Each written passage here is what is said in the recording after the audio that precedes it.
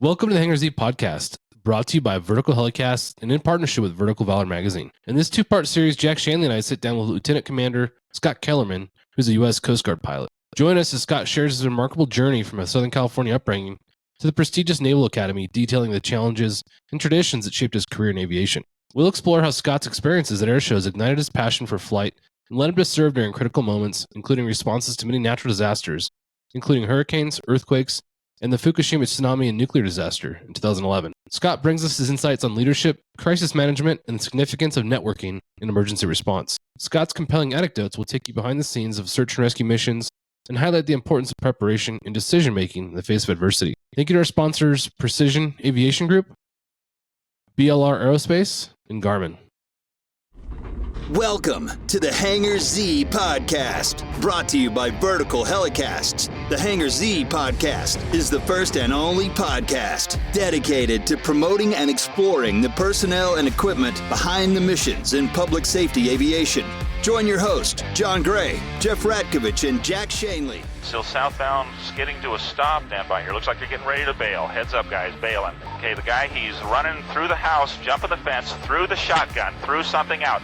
Grabbing the shotgun. Don't go over that fence. Don't go over that fence. Grab the shotgun again. He is armed. Stay there. Hold your position. 4 on the stop. You're in custody. Good advising code 4 on the stop. Hey, welcome to Hangar Z podcast. I'm your host, John Gray. With us today is Scott Kellerman from the U.S. Coast Guard. We have stolen another guest from Jason Quinn.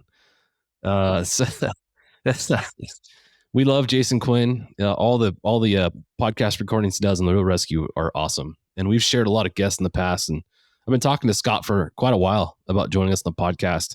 In fact, I think the last conversation we had was way back at HAI or VAI now. That's right. Yeah, it's been not difficult to get back in touch, but life gets in the way. And here we are almost at the end of the year, and we're finally able to reconnect. So really happy to have you on the podcast and happy to steal another one from Jason Quinn. Well, hey guys, thanks so much for having me. I just really appreciate the opportunity to talk and just hang out with you guys for a little bit. Yeah, you've got such an interesting background. I'm excited to dig into it. Navy background, Coast Guard background, Naval Academy grad.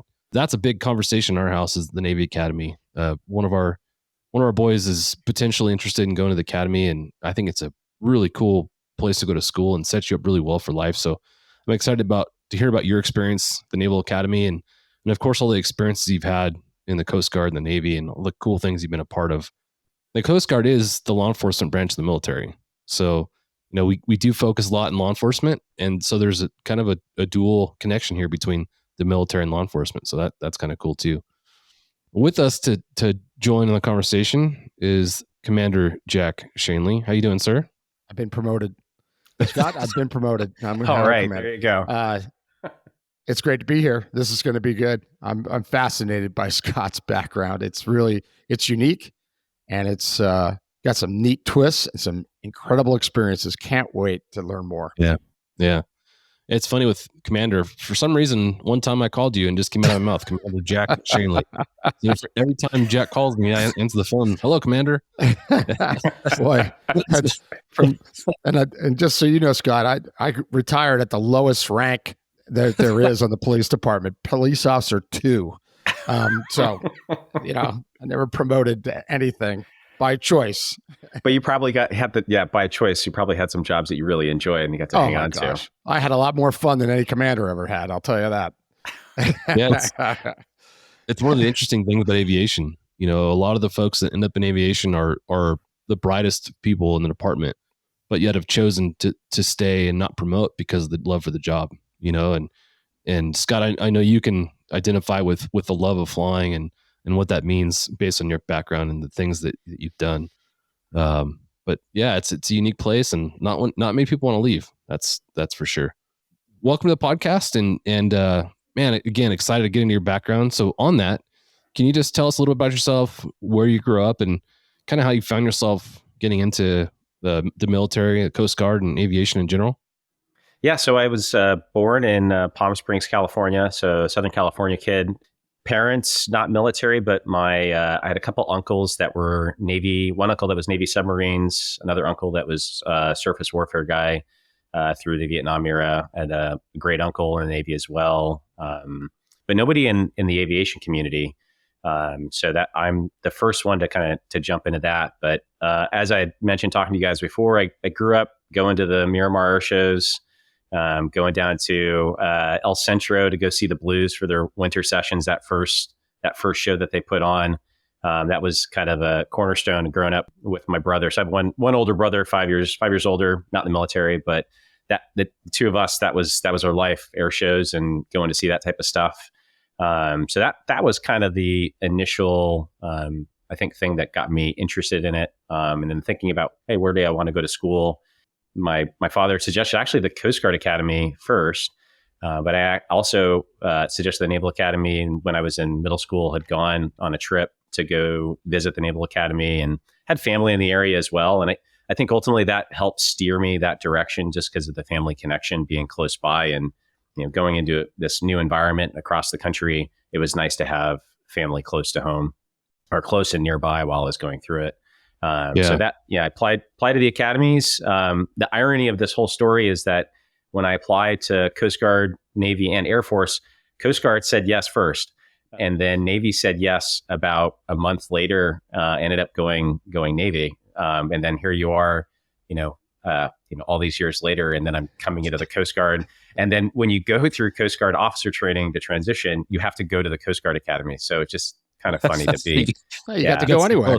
Yeah, that's great. And I had actually kind of like an onboarding thing when I was a high school student. I did the Coast Guard Academy summer program. So for achieving students that want to learn more about the service academies, Naval Academy has one too. You spend 2 weeks walking and talking Coast Guard. And it's also it's a good way of vetting process. So when you do apply, they ask you, have you been to one of these programs? It's a good way, and you have a letter of recommendation from the detailer or the guy that's working with you. So that likely helped me get into the Coast Guard Academy as well. Yeah. So I do have some follow-up questions on the Naval Academy. Before we go there, I want to go back to the air show stuff, because I feel like a lot of people in our circle have gone to air shows, and that was one of the driving, influencing factors for them to pursue aviation, because what you see there is unmatched. Miramar is one that I grew up going to. March Air Force Base was one that I went to as well, and you probably went there.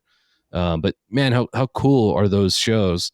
And you think about one thing we didn't bring up is your photography background. You're a super talented videographer, photographer. In fact, you're working with Vertical Magazine, our publication. You just did a really cool story and feature on Seminole County, which we were able to partner with on a promotion for the podcast we did with Seminole County. Man, it's super talented. So the question is, going back to the air shows, were those air shows experiences?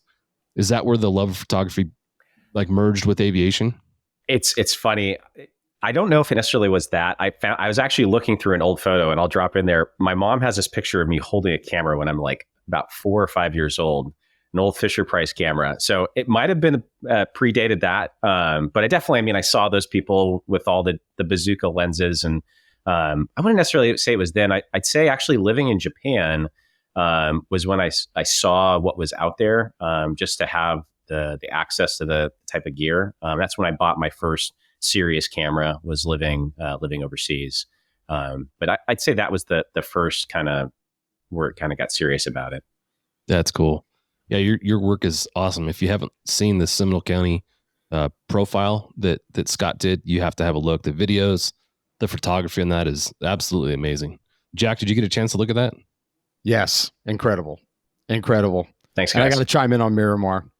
For those that don't know, Miramar is probably the best military-oriented air show in the world. It's incredible. It always has been. It probably always will be. It became famous because of Top Gun, of course, Fighter Town. That was Miramar at the time. All the F-14s were there. Now it's Osprey, a lot of Ospreys, a little bit different. But that air show is special. And I have a picture standing next to a LAPD Jet Ranger. I'd have to look at when the date is, but it's in probably in the mid 90s or early 90s. And then years later, little did I know I'd eventually fly that exact helicopter. Oh, wow. I mean, but yeah, it's so Miramar. I went there a lot, took the kids there, got a picture with my son and I, and Don Schwartzer and his son with the Blue Angels, after the show. It's just so many good memories about Miramar. It's a special air show. Sean D. Tucker, the aerobatic stuff. Just lots of special memories at Miramar. If you have never gone to it, you got to check it out, especially if you're in SoCal. That's a must. Although it is packed. There's a lot of people. Packed. A lot of people. We talk about recruitment and retention a lot, and the air shows have become a neat recruiting tool, not just for the military, but for public safety aviation as well. You go to a lot of the military air shows now, and you've got a handful of police agencies that are there with their helicopter and their recruiting personnel. Yeah. So if you're looking for a unique way to promote and recruit, that might be a way for folks to look at. For you guys, Jack, at LAPD, did you fly your ships down there and have them on display at Miramar? Every year. And then they sold T-shirts and coins and pay for the Christmas party. I mean, I'm not kidding you. In a weekend, they'd come back and we'd say, hey, how was it? And they'd tell us, and I don't remember the amounts of money that they made on those, but it was big. It was big. And, it was just a great place to make contact. And a lot of recruiting went on, informal. A lot of military people walk up to San Diego PD, to LAPD, and say, hey, so what does it take for me to get on the job and get in one of these helicopters? We tell them, it was a great recruiting tool. There's no doubt that there's people that made their first contact at Miramar to end up going on a wide variety of departments. And it's grown over the years. It used to be just kind of LAPD, San Diego PD, and now it's a lot more. My understanding is I haven't been to Miramar in quite a while, but my daughter, just the other day, we were talking about air shows. We had just gone to the Salinas Air Show, and she said, I need to take my boys to Miramar. And I said, you're darn right you do, because she's been there, and she remembers how wonderful it was. Yeah, it's absolutely amazing. Scott, for you, have you been back to either Miramar or another air show in official capacity with either the Navy or the Coast Guard? So not in Southern California, but I've done a handful here in the Florida area. I unfortunately, I try to coordinate with Steve to be out there for the Sanford Air Show, but I sent some of the guys to work with them. But I've done, stuff in Southern California South Florida. And then actually when I did my Canadian exchange, I did a little bit of over in Abbotsford, Canada over there, just one of the women in aviation ones. But yeah, I've done a mixture. It is cool to now be on the other side of the coin, kind of being there in that position and doing like the flyover stuff. That was stuff I saw as a kid, and to now be in that position. Still in the works of trying to get another aircraft. We're doing a flyover for the Navy University South Florida game at Tampa Bay Stadium. I think we might put a 60 out there too. So there's 2 Naval Academy grads actually at the air station, myself and another guy. I think we're going to try to jump on that and do the flyover for it. So a little bit for our alma mater. That's cool. Yeah. Hey, going back to the Naval Academy, can you talk about what it's like to apply to the Naval Academy, and what it's like to, have the mindset as a high school kid to make the decision to want to pursue that? So the Naval Academy application process, it can be a little bit daunting. And it's, there's letters of recommendation that you have to get. There's all your transcripts and everything that you've gone through, and the types of the stuff that they're looking for from a student, anything you're applying to like an Ivy League school in terms of GPA and requirements like that. And then the extra added level for all the DoD service component academies is that you have to get a nomination from your congressperson or senator within your district or within your state. So it's a little bit easier to get the Congress one because there's just typically more. But yeah, so I had to do that. So Congress at the time, Mary Bono was my congressman that gave me the nomination, and I had to go through an interview process with their team to get picked out of a couple of people, or the people that are interviewing, and then that was added into my package to the service or to the Naval Academy. So yeah, you get that nomination package plus your normal university application, and then you wait and see. And yeah, it's looking at it's in like the top. it's a very like the amount of people that they accept. It's a very low. It's like in the top 20 for schools in the U.S. Them and the Coast Guard Academy and Air Force. So the numbers, then it is a very small percentage. So doing those programs, the discriminators like going to the summer programs helps to put your name, get the little bit of professional networking helps out a lot. Yeah, a lot of kids in our circle of friends, their kids are graduating with 4.5, 4.6 GPAs as a result of taking all the AP courses, and they're being challenged at a lot of the schools that they're getting into. And I'm like, how do you graduate with a 4.5 and not get into every single school that exists? For the Naval Academy, being in that top percentage, do you know what the average GPA is, or at least what it was for acceptance? At the time, it was, you're talking very few Bs or anything like that while you're through high school. So it was starting the AP stuff when I was going through high school, but it isn't where it is now. But it was very hard. And really the things that that top pool of applicants that were going up against each other were all about the same. It was just that little bit of stuff that you had done, whether that was extracurriculars. I did marching band through high school. So that there was a leadership aspect of that. They liked that a lot. I had high grades in all the math and sciences, and that was kind of my focus in what I ended up doing for my undergraduate degree in systems engineering. So having an interest in the STEM programs is really what Navy and a lot of those schools are looking for. So that helped. The Naval Academy is an engineering-based program, right? The whole school? Thanks to our sponsor, Garmin. The Garmin GI-275 digital flight instrument is now approved for MD-500 helicopters, giving operators the ideal upgrade option for replacing obsolete mechanical gauges with reliable solid-state electronics. Get details at garmin.com/GI-275heli. Yep, and they do have political science, and there are different liberal arts degrees, but primarily what most people know about Navy is oceanography, your naval engineering, aerospace engineering, aeronautical engineering, and then systems engineering. What I did, that's really what their bread and butter. Yeah, it's super interesting to me. I feel like any of the academies are on the equivalency of an Ivy League school. I feel like as a college grad, it doesn't really matter where you've graduated from unless you've graduated from one of the academies or an Ivy League school. And at that point, I think for me as an employer, if I see that, I'm like, holy cow, this person, it says something about them, So kudos to you for recognizing that as a kid. And, as a college student, it's not your traditional college experience. You're not going there to party and mess around. There's a great Naval Academy t-shirt, and it says it's the N star for the Naval Academy, and it's not college. So it's very much not a college experience. That's good.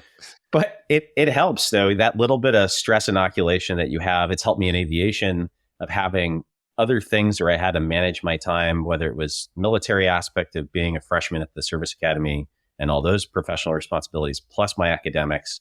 Plus, I was doing Navy Drum and Bugle Corps, so doing that, and I was traveling most weekends in the fall for fall football games.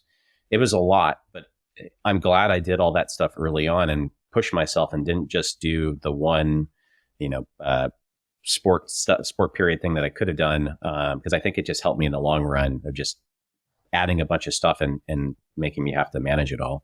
Scott, are you saying that stress actually helped you later in your career and in life? It sure did. That stress, especially a freshman year? It certainly didn't help this hairline, though.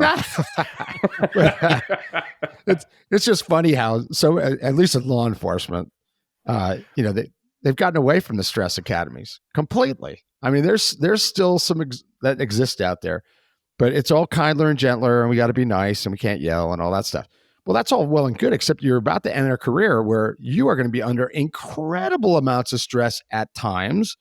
And if you aren't prepared for that, that's not going to be a good outcome. It could actually result in death or injury for you or others, including the public, and it's like, it's hard to get that through, but it's so cool that the academies are still, are still doing that. I'm sure it's different. I'm sure it has evolved over the years as well, but the stress is an important part of that. It forces you to stay on your toes, learn how to deal with that stress, manage it, and still be able to study and still be able to get your gear clean and still to be able to do all these things that they ask you to do at one time, plus drum and bugle corps, plus, it's just incredible on the things on your plate. Yeah, and then you put that with, I'm sitting at a hover over water and I see a main transmission ship happen. Yes. The first thing is like that, oh shoot, like this is not good. But it kind of goes back to the whole like, okay, I've dealt with this before. So yeah, there's definitely causality there. And just out of my own curiosity, are you a horn or a drummer? I am a horn. Okay. But so what you don't see in frame is my little music area. So we have a little piano. So I started on piano, but I have my trumpet and music stand, which I haven't played the trumpet in about 4 or 5 years. So I was a huge drum and bugle corps fan growing up. We would go to competition. My family would go to competitions just to watch, and incredible. The sound, the precision, precision being a really big word, as you well know. I mean, that's everything's about precision, the movements, the notes, everything. I could see how that could prepare you as well. Yeah, it definitely did. And having to memorize a outline of things that I had to do for, a show for 10 minutes, little positions that I was going at. I mean, that helps with checklist items and having to memorize, 70 pages worth of a H60 flight manual. You mentioned leadership as part of the drum and bugle thing. There's people out there that are going, what is he talking about? Explain what you mean. I know what you mean. Yeah. So you explain what you mean. So early on with, even in high school, you start out, you're like first chair, you're the head of your section. So I was the head of the section of trumpets in high school. And then at the Navy Drum and Bugle Corps, I was head of the soprano line. And then I was for the summertime, I was our corps commander. So leading all the shows that we were doing in parades.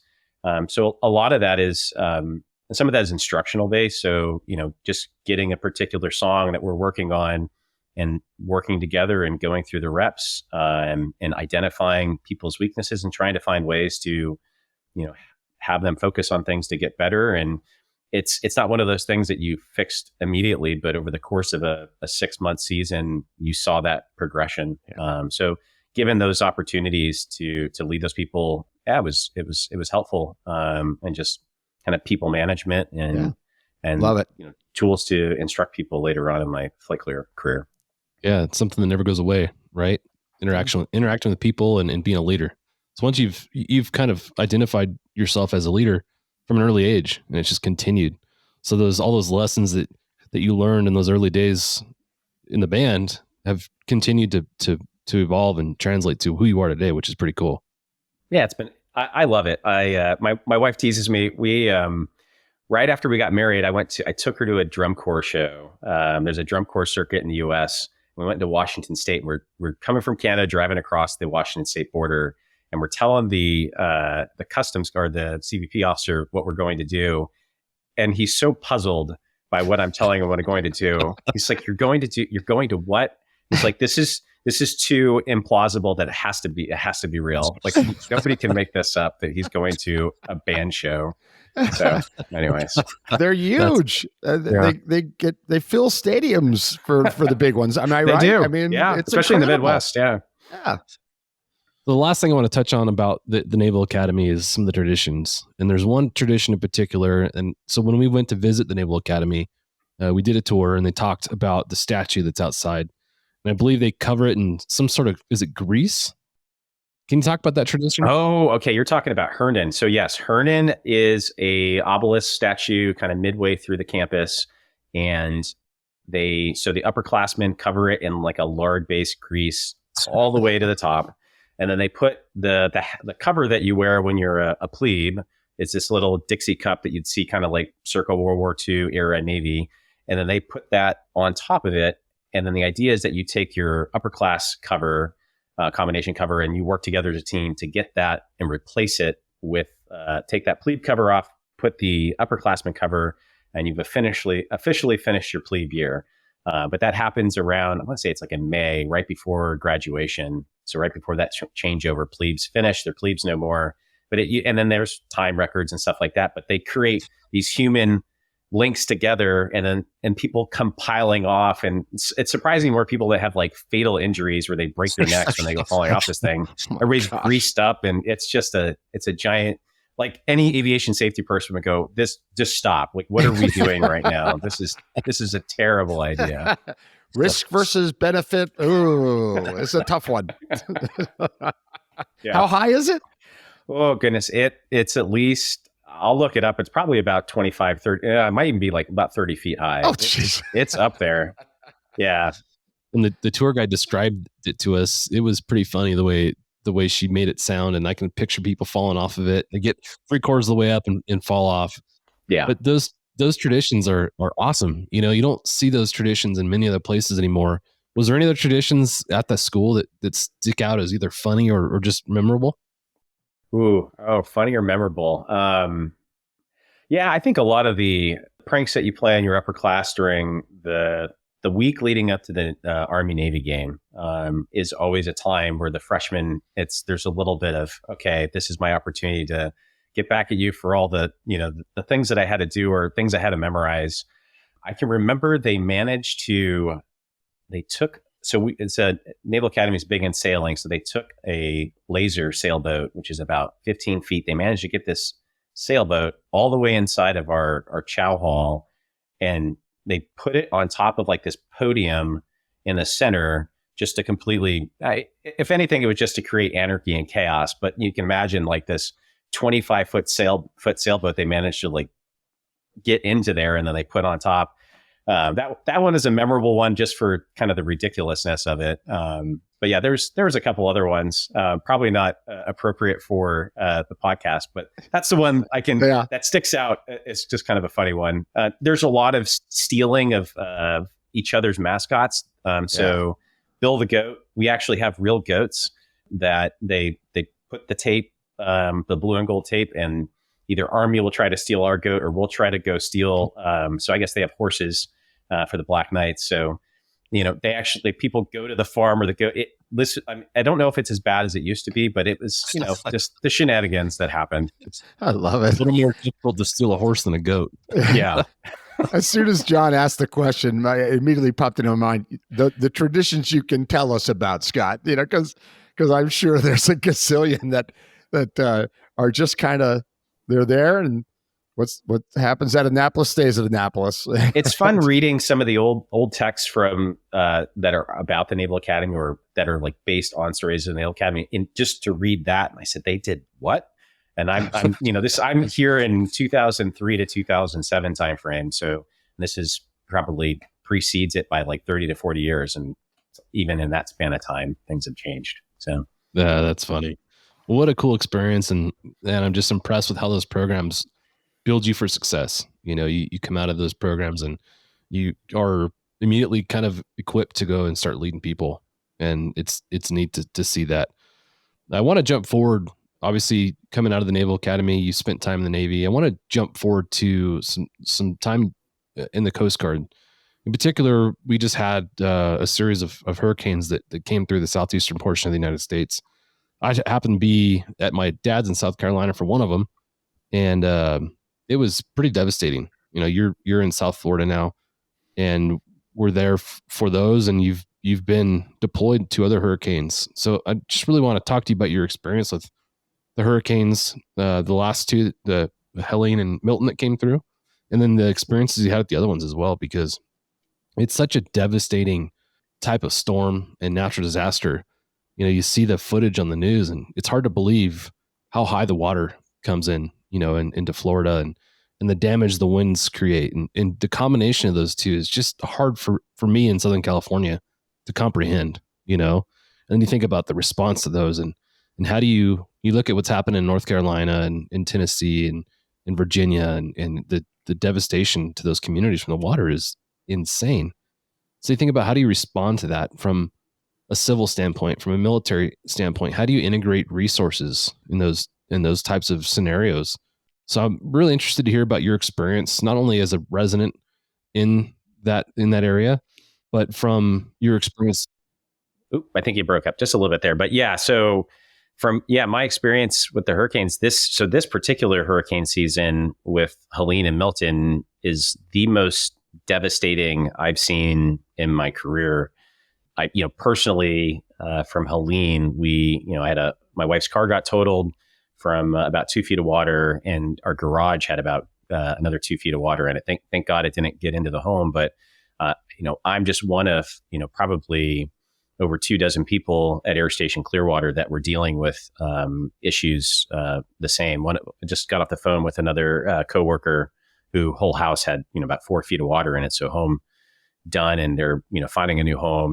They were in a rental, but it's just completely displacing. So it's for us being at Air Station Clearwater, oftentimes, Tampa has been lucky it hasn't been hit by a direct storm. So it's easy to compartmentalize for our job because it isn't impacting our home as much.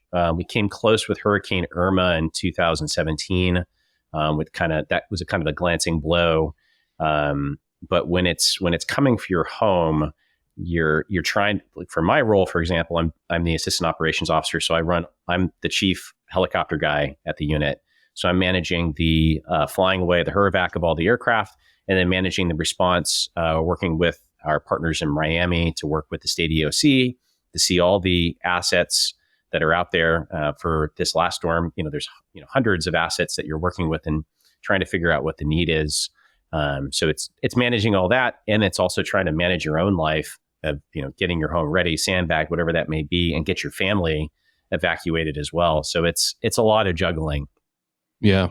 I think in public safety, that's one of the most difficult things that we face is, you leave your home to go do a job, and you've got to, like you said, compartmentalize the home side of it. You've got to make sure your home is squared away, the home life's squared away, so that you can go to your job and perform, in these situations. Can you talk about that compartmentalization a little bit? Thank you to our sponsor, BLR Aerospace. BLR Aerospace's revolutionary fast fin system improves performance and enhances safety across various helicopter platforms.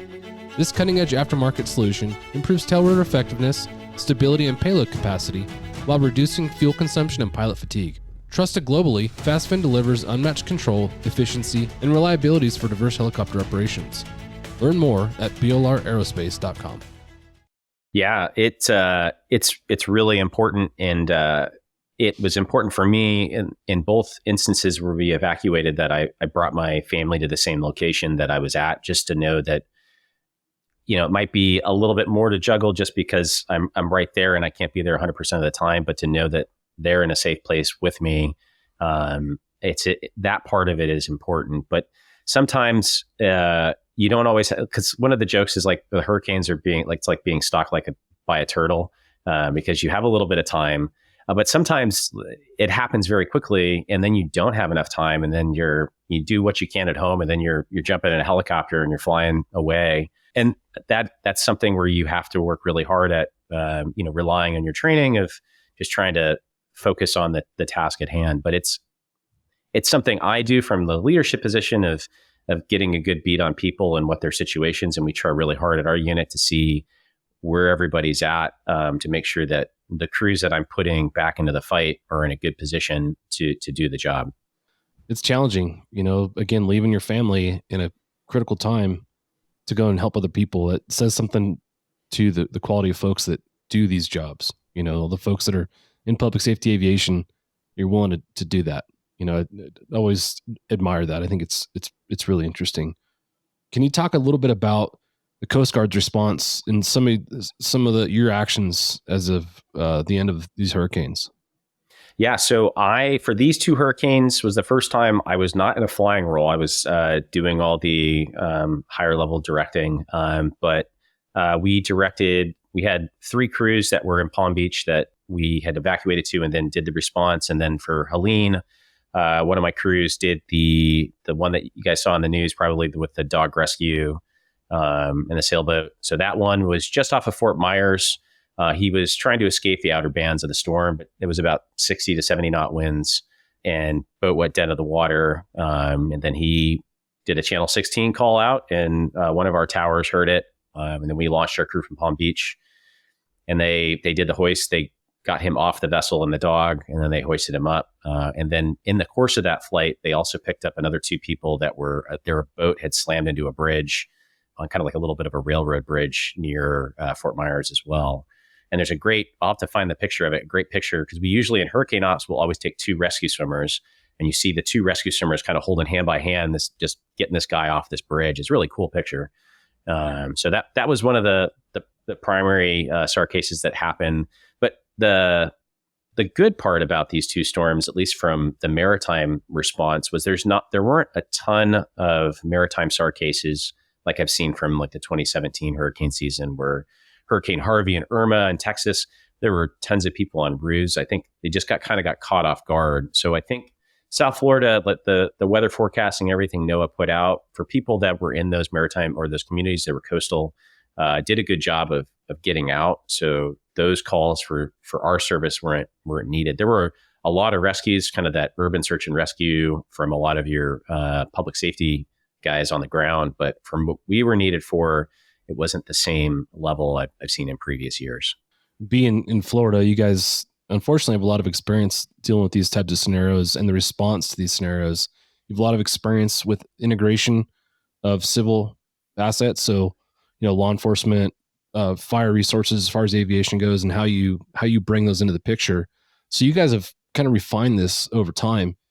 But there's a lot of agencies in the U.S. and worldwide that don't have the experience that you guys do in responding to something like this. And they have a natural disaster take place in their community, and all of a sudden they're trying to figure out on the go how to make this happen. Can you talk about some of the planning that you guys do in advance of hurricanes, maybe annually, and some of the training exercises that maybe other agencies should look at?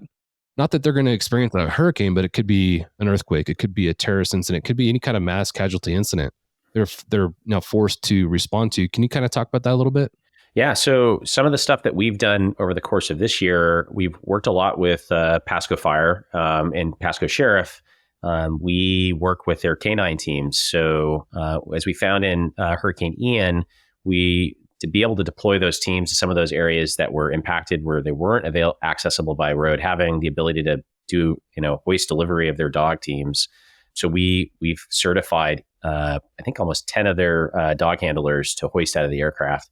So that's some of the interagency stuff. And we have I think that's the big thing is we try to establish a lot of relationships with the local law enforcement agencies, just so they, even if we haven't like hoisted with them, we've introduced ourselves. We do a lot with Sarasota Fire, Tampa Fire as well. And we do hoisting with their vessels. So it's just keeping that open dialogue with a lot of those agencies, I think is the networking piece. And then from the planning piece of what does this look like? So generally, most of these responses, a state emergency operations center, and there's local emergency operations centers for each municipality. But for the big ones, for the hurricanes, the state EOC is who is driving that tasking to the participating agencies. And usually most of the law enforcement agencies that have aviation units are letting their state EOC rep know what I have available at this time and where I am.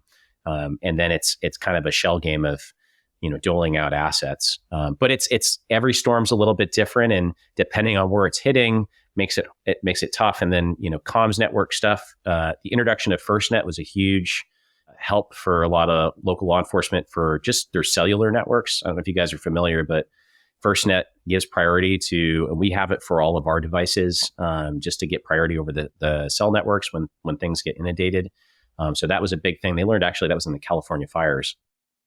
But yeah, that's how do you prep for that sort of stuff? You work with a state emergency operations center before those things happen, and most departments probably are pretty plugged in with the incident command system structure of how that works, ICS. And there's schools that even FEMA put out, I think a couple times a year, where you can go and they talk about, okay, when this happens, this is the expectation of how these things are going to run. So I know there's one, I think, coming up in a couple months, but I need to go to that as well. But that's something just to learn, at least at the federal level, how we integrate when there's a big disaster.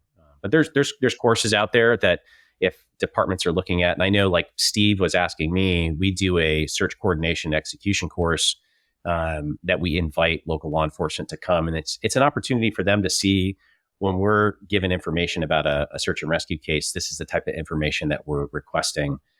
So those are great things that public safety can get involved when they're doing a little bit of help working with either the DoD or the Coast Guard. And we're big fans of the flying trainings. Anytime that you can get a chance to go somewhere and even just talk face to face with people from different agencies, that operate different types of aircrafts that have different capabilities than what your agency has, I think is really great. Southern California has done a pretty good job of creating these opportunities, but there's a lot of places that don't do those currently for a whole host of reasons. And Jack, I'd like to kind of shift to you for a minute, because I know, coming from LAPD, not only did you guys have the chili fly-in or the disaster response drill every year, but you guys were a part of a lot of other fly-ins. Can you talk about the benefits that came from that? Besides the obvious benefit of the obvious stuff where you're flying into someplace maybe where you don't normally go, with lots of aircraft, sometimes dozens in close quarters. I mean, that's not an everyday thing for most pilots. Besides that, the networking that you just mentioned, John, and that you talk about a lot, the networking so valuable. Just getting to meet people. You hear them on the radio, or you might know somebody from that agency, but you don't know all of them, and you just get to meet people and talk and exchange information and knowledge, and that's probably one of the best things. A lot of the best things of those fly-ins happens over a bowl of chili or over a burger or something, when you're sitting there just chatting with people that you have not met before, that are in similar positions as you, but from different agencies, and everybody does it a little bit different, and you learn stuff. But the coordination, I know with the chili fly-in, the emergency preparedness drill now, we have 200 landings and takeoffs on that deck, on that heliport, in 2 hours, a little over 2 hours. I mean, it's usually 6, you know what I mean? In a 2 hour period, there might be 6, or on a busy 8, and now there's hundreds. That prepares the tower people, it prepares the ground people, it prepares the pilots. The safety coordination of it is immense. The safety officer has a huge role in that, and it just sharpens everybody's skills. You have to be on your game that day, no matter what job you have, no matter which it is. And if you're flying in, you have to be on your job. It was not unusual. I worked the tower for years. It was not unusual to have 10 to 12 aircraft on the radio in the vicinity, holding in different spots and then moving them in a couple at a time. That's completely outside of the norm, which is what would happen in a catastrophe. So again, it's stressful, but we get back to stress. It's stressful, but it's probably going to be even worse than that when the 9.0 hits SoCal, which is going to happen someday, where there will be no communication. There won't be, the lights at night. It'll be like being over the ocean, something Scott's done many times. But for us landbound pilots, that's going to be a huge thing. There won't be a light as far as you can see. It's all sorts of factors come into play and discussion. So it's a huge benefit. And I know we've tried to sell that idea many times the past couple of years and to others, and say, you got to do it. You got to get together, and it's a huge benefit. And if the big one happens and you haven't been doing it, there's no excuse. You can't say, well, we didn't think. No. There's no excuse. You have to think ahead. It's funny. Like, sometimes it's the most basic things that are so important, like comms, airspace deconfliction. I can tell a story of flying a 60 right after Hurricane Harvey in Beaumont, Texas, and there are 35 helicopters that are all within a very small radius of this town. And me and the aircraft commander, we see the situation. My TCAS is blowing up, and I said, nope, we're not useful right now. So we redirected. We went up to the north and did some work, but it's especially for people that have never operated in that environment or dealt with a natural disaster. Everybody wants to help and do good, but sometimes that extra congestion is actually creating more aviation safety hazards and defeating the whole purpose of why you're there in the first place. So, yeah. Agreed. When I planned our fly-ins at Ontario PD, it forced me and forced us as an agency to consider those things. Nobody ever says, I'm going to go to work today and deal with the influx of 50 helicopters that are trying to come in and help with a natural disaster or terrorist type incident we're dealing with. That can happen. And if it does, and you haven't considered what we're talking about, how we're going to communicate with an onslaught of aircraft that are trying to come in to help. Where are we going to hold these people? Then you should start thinking about that. And that's another side benefit of these fly-ins, is having to kind of think through that. So think about your local geography, your local airspace, and think, where are some natural holding locations that won't interfere, will be out of the way of what's happening wherever the LZ is, or your place of operations. And then comms are the second part of that. How am I going to communicate with the arrivals and departures and the aircraft and the holding positions? Those are all things that we were forced to think through, and it was a huge benefit. So I don't know if you guys have any side thoughts on that, but I think just thinking through that, I think, is important in advance. I mean, we have the ability to communicate with a lot of the ground-based radios that local law enforcement use. We have a different, I think it's 800 megahertz that we can talk on, that a lot of the agencies work with. It's not perfect all the time, but that has been a huge help. And a lot of those opportunities to hoist or do work with those agencies and practice with the local dispatch radios to be able to tie into that. Just doing that and running through the mechanics of getting our aircraft, making sure that all those radios are working the way they need to, or we need to diagnose. So when something does happen, it's just that little bit of the basics. It doesn't necessarily need to be some big grand thing, but it's just figuring out who those people are that you're going to work with, and just a basic plan of what you're going to do. But yeah, when a big storm does come out, it's what does get pushed to all the local agencies, which is called special instructions or SPINs. And SPINs will lay out everything that we're talking about in terms of airspace, like a grid system for, hey, you guys work in this particular area of the state. I hopefully will identify those types of things, and then fuel sources. But fuel is a funny thing too, because depending on the nature of what the disaster was, what was reported, 24 hours ago, that was mostly what I was doing the day of Milton, was calling each one of the FBOs, making sure fuel was at those locations and that the runways are clear, so that my fixed wing assets could actually make it in, and that the runways weren't fouled from down trees or what have you. So unique things to consider for you guys in that situation, for sure. Mm-hmm. We jumped ahead and went into your Coast Guard, a little bit of your Coast Guard background, but I want to go back to coming out of the Naval Academy and flying helicopters in the Navy. Can you talk about that early part of your career and how we talked about a little bit, but how the Academy kind of prepared you for that part of your career? Thank you to our sponsor, Precision Aviation Group. Mission-critical operators and fleet managers rely on Precision Aviation Group as a worldwide leading rotor and fixed-wing MRO provider. PAG provides tip-to-tail solutions in 4 MRO segments: avionics, components, engines, and manufacturing DER services. A single point of contact gives you access to over 150 million in inventory globally, 24/7. Just call 800-537-2778. Precision Aviation Group. Others sell parts. We sell support. Yeah, so finishing the Naval Academy, I was commissioned as an ensign in the Navy. And then I knew while I was at school that I had been selected to go to flight school.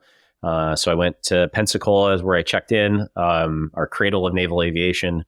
And I went through a ground school and did all the kind of what you would see in like like you're doing your private, all the weather and all that sort of stuff, weight and balance, the higher level stuff, just general aviation. And from there, you go to your primary flight training, which for me was in Corpus Christi, Texas.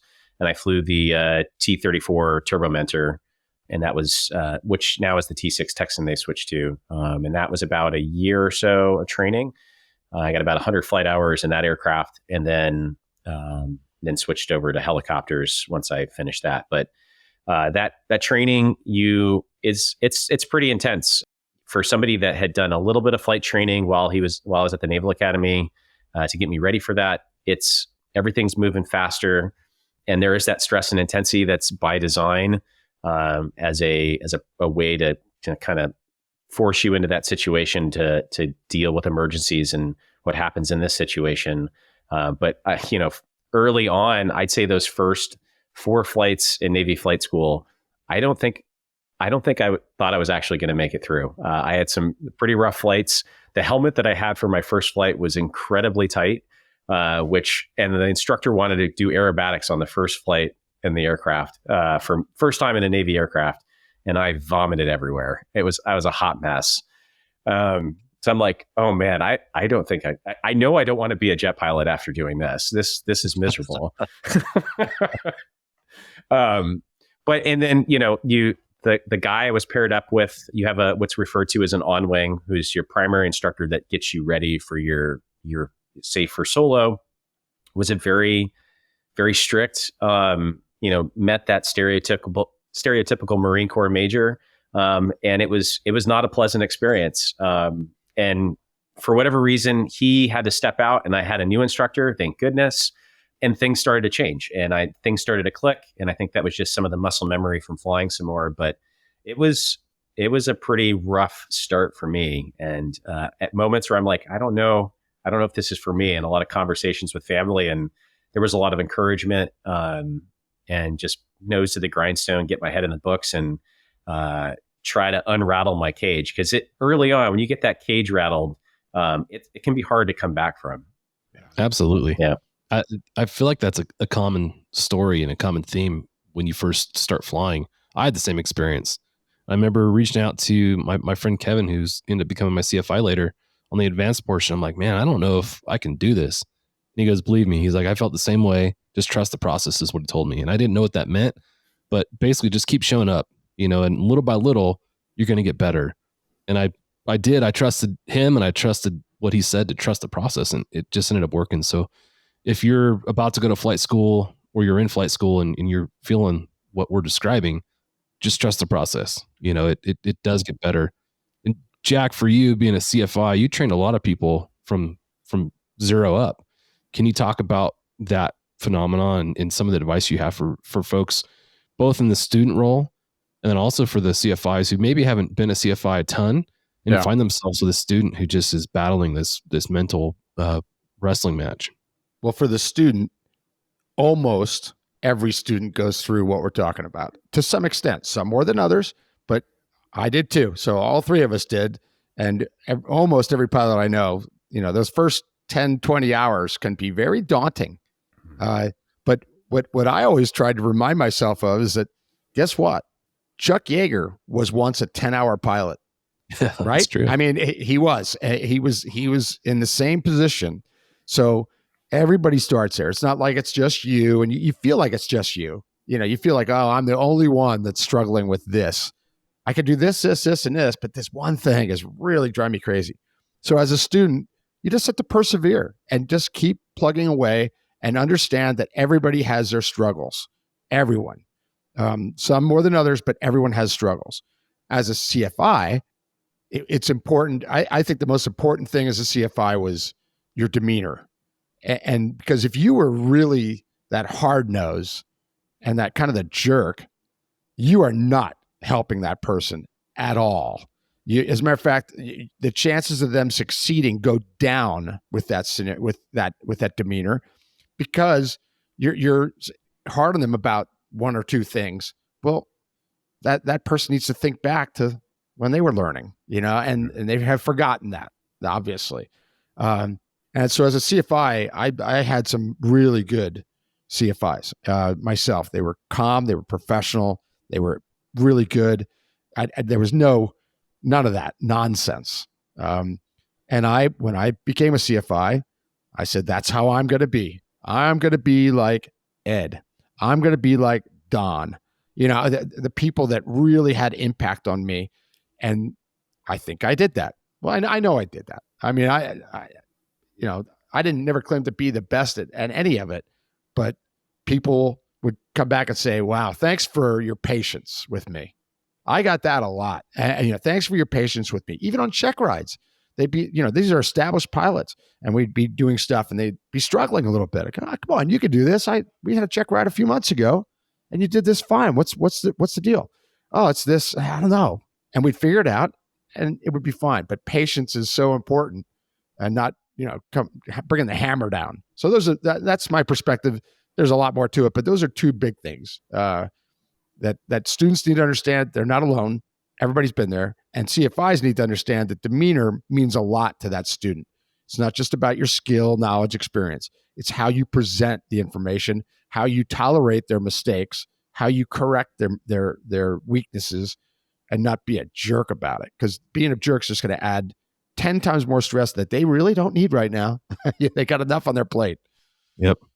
Yeah, it's tough because, for a lot of us that are in pilot training, it's been a goal and a dream of ours since we were little kids. Yeah. And all of a sudden you find yourselves in a position where you're like, well, I don't know if I can do this. I've been dreaming about it for a long time, my whole life. And now I'm here and I'm struggling, so to your guys' point, I just encourage you guys to trust the process and just persevere.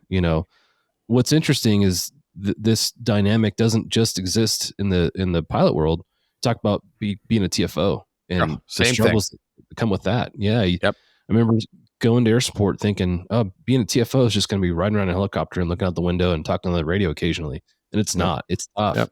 Hardest job in law enforcement, by far the hardest job in law enforcement. And it's not for everyone, right? It's not for everyone.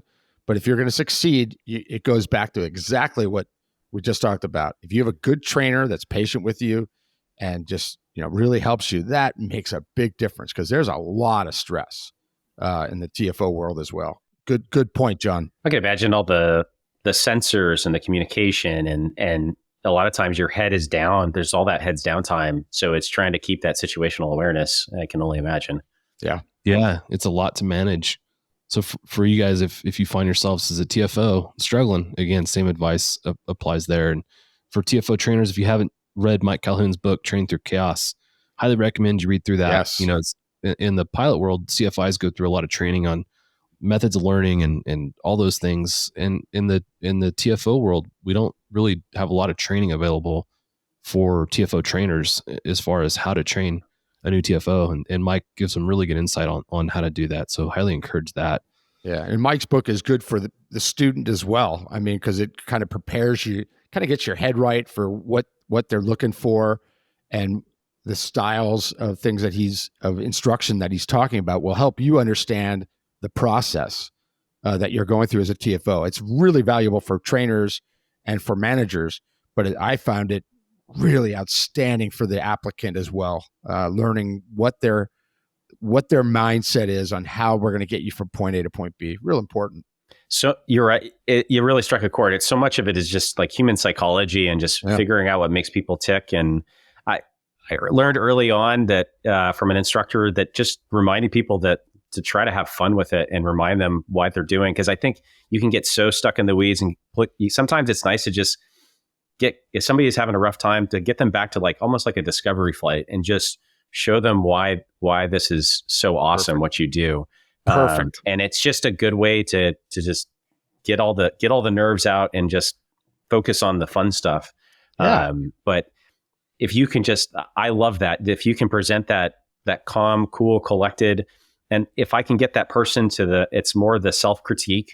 They know what they're doing wrong and I don't need to show them, then I've won it. There's nothing that makes me more disappointed in myself as an instructor is that if they can't get it, it's my failure because I didn't do something or I didn't show them, didn't demonstrate this in a way that it stuck with them. So that for me is like, it's that self-realization of what's going right, what's going not so great. That's when I feel like I've done my job right. I love what you said about the first, that demonstration flight, I would take somebody they're really struggling on something. And many times it was auto rotations. I mean, we did all touchdown auto rotations, every single one. And, they're struggling with a part of that. And instead of just, let's do 10 more, I would say, hey, let's depart to the east and we're going to head up to the mountain up here. And we'd go do an offsite landing at a beautiful spot overlooking the ocean or something. And we do a couple of landings up there. And all of a sudden they change. They change completely. Their voice changes, their skill set, their confidence. And then the next day you go back and do those autos and they're much better. How about that? Instead of just pounding it into you, I like that idea of just switching it up, do something a little bit more, less taxing and less stressful, and then come back to it. Mm-hmm. Yeah. Great points. Again, going back to the Navy side of your career, I want to talk about your first deployment. You went to Japan. And Japan is a place that I've wanted to go for a long time. In fact, a friend of ours just came back and He said the currency is in our favor right now. So if you're in a position to go to Japan, the currency looks like it's in a good spot. So go. But can you talk about your experience in Japan? And I'm really interested to hear about your experience with Fukushima incident and what happened there. Thanks for joining us for this episode of the Hangar Z podcast. Don't forget to like and subscribe to hear more stories that promote the personnel and equipment behind the missions in public safety aviation. Lastly, stand by for a message after a word from our sponsors. Cheers. Thank you to our sponsor, Precision Aviation Group. Mission-critical operators and fleet managers rely on Precision Aviation Group as a worldwide leading rotor and fixed-wing MRO provider. PAG provides tip-to-tail solutions in 4 MRO segments: avionics, components, engines, and manufacturing DER services. A single point of contact gives you access to over 150 million in inventory globally, 24/7. Just call 800-537-2778. Precision Aviation Group. Others sell parts. We sell support. Thank you to our sponsor, BLR Aerospace. BLR Aerospace's revolutionary fast fin system improves performance and enhances safety across various helicopter platforms. This cutting-edge aftermarket solution improves tail rotor effectiveness, stability, and payload capacity while reducing fuel consumption and pilot fatigue. Trusted globally, FastFin delivers unmatched control, efficiency, and reliabilities for diverse helicopter operations. Learn more at blraerospace.com. Thanks to our sponsor, Garmin. The Garmin GI 275 digital flight instrument is now approved for MD-500 helicopters, giving operators the ideal upgrade option for replacing obsolete mechanical gauges with reliable solid-state electronics. Get details at garmin.com/GI275heli. Thank you for joining us for this episode of the Hangar Z podcast, brought to you by Vertical Helicasts and in partnership with Vertical Valor Magazine. In this 2-part series, we've had the privilege of hearing from Lieutenant Commander Scott Kellerman, a U.S. Coast Guard pilot whose journey from Southern California to the Naval Academy is nothing short of inspiring. Scott's experiences at air shows not only fueled his passion for aviation, but also prepared him for his vital role in responding to natural disasters, including hurricanes, earthquakes, and the Fukushima disaster in 2011. His insights on leadership, crisis management, and the importance of networking have given us a deeper understanding of what it takes to be an effective emergency responder. As we conclude this episode, we hope that Scott's stories and wisdom have resonated with you and ignited your passion for public safety aviation and service. Don't forget to check out the new Vertical MRO Instagram page at vertical.mro. Cheers. Time to close up the hangar. Thanks for joining us on the Hangar Z podcast, brought to you by Vertical Helicasts.